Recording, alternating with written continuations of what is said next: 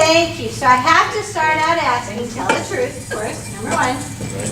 How many of you have ever attended a production at Alton Little Theater? Me. Last Wednesday was my first one. Oh, I was there. Wonderful, thank you. Okay, well, that's good. So again, you may have a little understanding of why we are so proud that we are, in fact, beginning our 83rd season. This is the brochure I'm passing out, and we are the longest running continuous nonprofit community theater in the state of Illinois. In fact, there's only about 102 community theaters in the entire country who have been incorporated in standing that long, and most of them, as you can imagine, are on the East Coast, because the 13 colonies had a few community theaters even before we had statehood. There are a few theaters up in Chicago way who actually took out a charter in 31 or 32, but they suspended production during the war, or they've in fact gone out of business since then. I used to sort of have some sad feelings that we never received any state funding, civic funding of any kind. Then in 2008, when the economy took a downturn and the funding from the state became non-existent, I was suddenly very thankful that we never depended upon that, as many, many other arts organizations. So we've been at our current location at North Henry, or right at the juncture of Elm and North Henry, which seems like a very, very strange place, little residential and actually a very poor part of the city, since 1961. Before that, we actually had a collaborative agreement with the high school where we would go in on a Thursday night, sometimes even a Friday day, build a set, do performances on Friday night, Saturday night, and then tear it all down so school, you know, could be, and they could have classes on the stage on Monday morning. And we performed at Shirtlift College, and then of course Monticello, and then it was Lewis and Clark. But 10 members who were students of our founder, Dorothy Colonius, each put up their homes as collateral and borrowed $1,000, so that the original building was $10,000, and most of the work that was done, the beautiful arched roofs and everything that entailed, was actually done by volunteers. We then had an expansion, and when it was time for me to get married, they decided, oh, we needed a bigger theater so I could actually have the foyer for my reception. So they hurried to build a new theater in 1971, and then in 91, when the American Disabilities Act came into fruition, we had to have more and better and accessible restrooms, so we built on an addition in front at that point, and then in fact we've expanded again just in terms of our scene shop and back, all of our storage, did a few improvements in fact on the risers and things like that. And then we were gifted some land and a building across the street that is the gift that keeps on giving. It was a totally, it was $1 gift, but it needed a new roof, had asbestos, all kinds of problems. So yes, it's now become a very expensive annex. But despite that, we have been very, very successful at our current location, even though now we're landlocked. And so if you look at your brochure, this is kind of where we've been the last couple of years and where I would imagine we may stay for a couple of years. We do 6 main stage shows a year, almost always 2 musicals, sometimes a third at the holidays, and 4 plays. And Tommy and I were talking, and yes, our audience really does enjoy the comedies and the musicals, although frequently when people talk about their favorite shows, they'll say, I love To Kill a Mockingbird, I love that you did Defying Gravity, I love Our Town, that they do remember some of those other shows. In terms of my job as a marketing and development director, and also the person who does all the PR, though it is much easier to sell comedies and musicals. We want to be entertained and we want to be transported to someplace else other than our lives.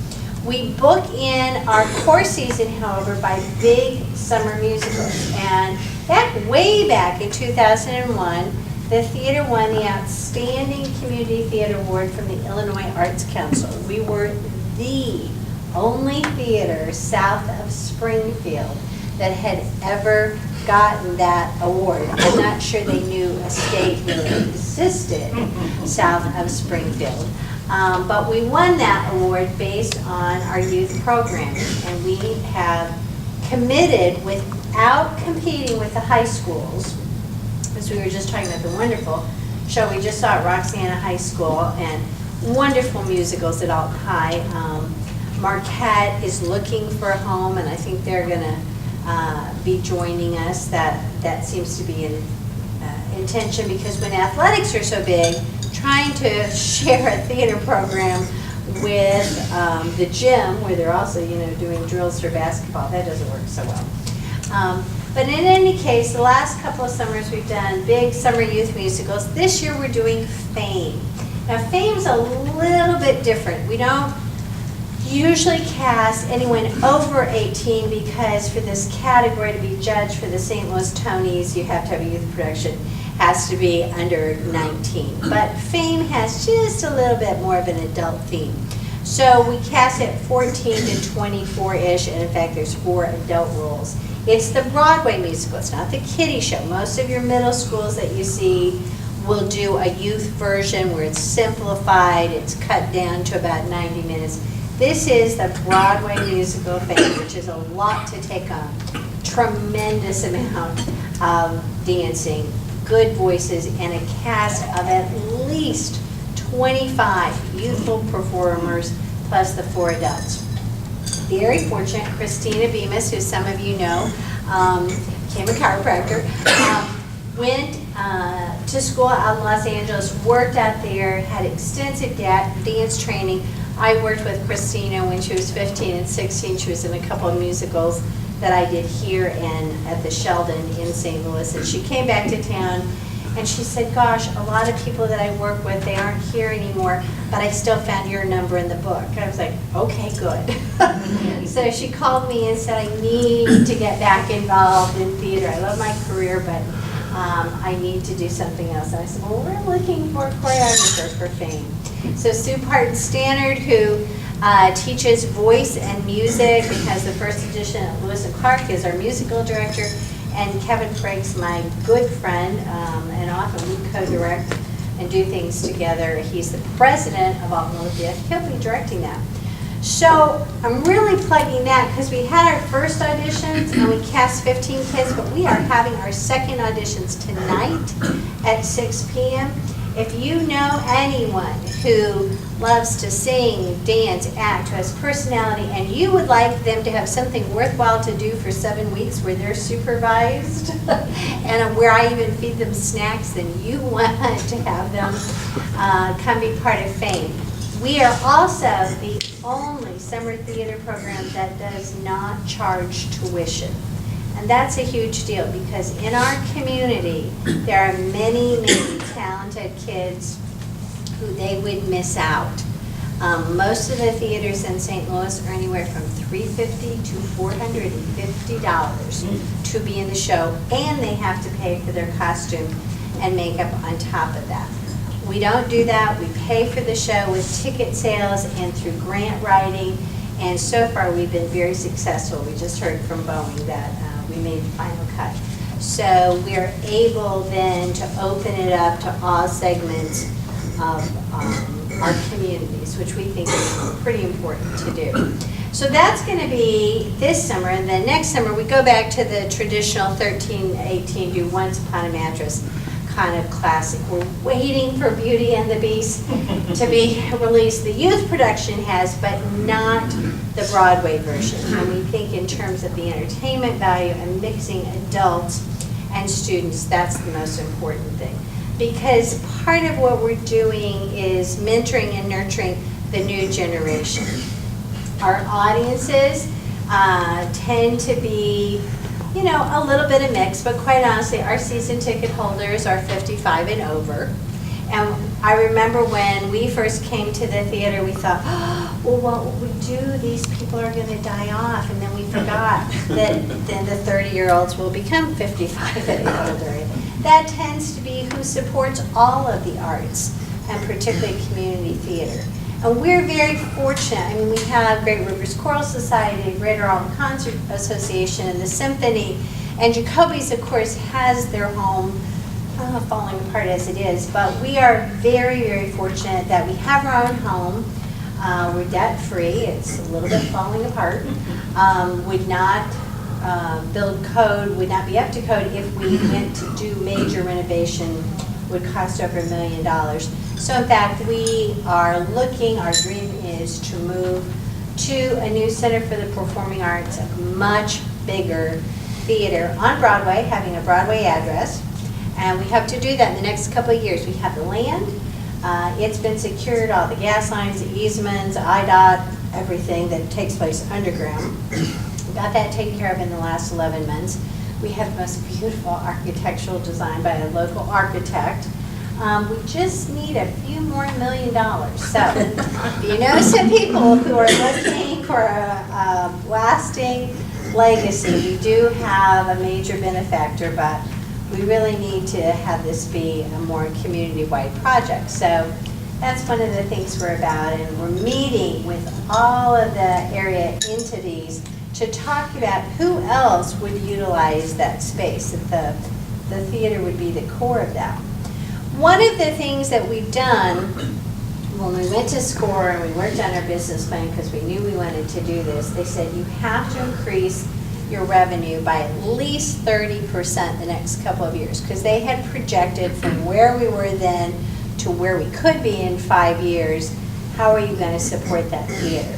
Well, again, we did not want to raise ticket prices. We live in a community that there's a ceiling on what we can charge. And yeah, sometimes I'm amazed that people will go to St. Louis and pay one ticket more than they will pay for a season ticket, but that's just the way. But many people living on a fixed income, they love to come to the theater, but they can only do it because we keep the season ticket price very reasonable. In fact, they save about 33% if they buy a season ticket. So it's $75 for 2 musicals and 4 other productions. We think that's very reasonable. But we started this new series called the Extra Entertainment Series. And what that is at least a dozen times a year, we either bring in an act regionally or nationally, or we have a bonus production, or we do a different kind of fundraiser. And we've just formulated our dozen for the next year, and we've got some fun things. There's a tribute to Karen Carpenter. Don Turlington has won an award in Branson for this show. Her son Dakota was in our production of Tom Sawyer. Jacoby's tried to get her, they couldn't get her. Mostly because of the stage, the setup, the sound. So she's coming in performing. Steve Davis continues to be a hit as Elvis. Did a 3-hour concert for us last year. I'm just amazed. Particularly, I get a little nervous when the ladies on their walkers, 90 years old, are going down on the stage to get his sweaty scarf and give Elvis a rose. I'm like, okay, I don't get it. And last year, I love this. Last year, I did not only his favorite cookies, but I put together gift baskets, and yes, I did put leopard bikini underwear in the baskets. And they got thrown on stage by someone who I was like, oh, well, it was a little embarrassing, but it was kind of funny too. So he's coming back, and then we're doing a tribute to Frank Sinatra, which there's a whole series of shows called My Way, but the one that really stuck out was called Christmas My Way. I never thought of Frank as really a Christmas guy, but in fact, he did several Christmas specials, and we thought that would be a very nice, different venue in December. That's going to be December 16th and 18th. So we do one night events like that. And then we have things like we're doing this bonus show in February, funny show, young playwright from Canada. This is the 4th time we've given a young playwright the first premiere. This one's called Buying the Moose, and some of you might appreciate. There, it's based on how couples perceive and talk to each other about things, and they'll see the same thing, but the guys will kind of have one spin on it, and the girls another.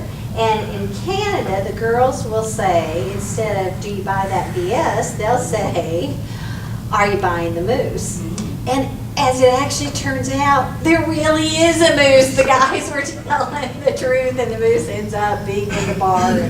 It's really a funny script. I think the audience will enjoy it. And the huge advantage to us is that the royalties for that kind of show are $150 versus $1,000. Most people do not know that the royalties for a musical are between $5,000 and $7,000. That's before we hire a musician, buy a costume, let alone find tap shoes for these new kids who have size 11, feet.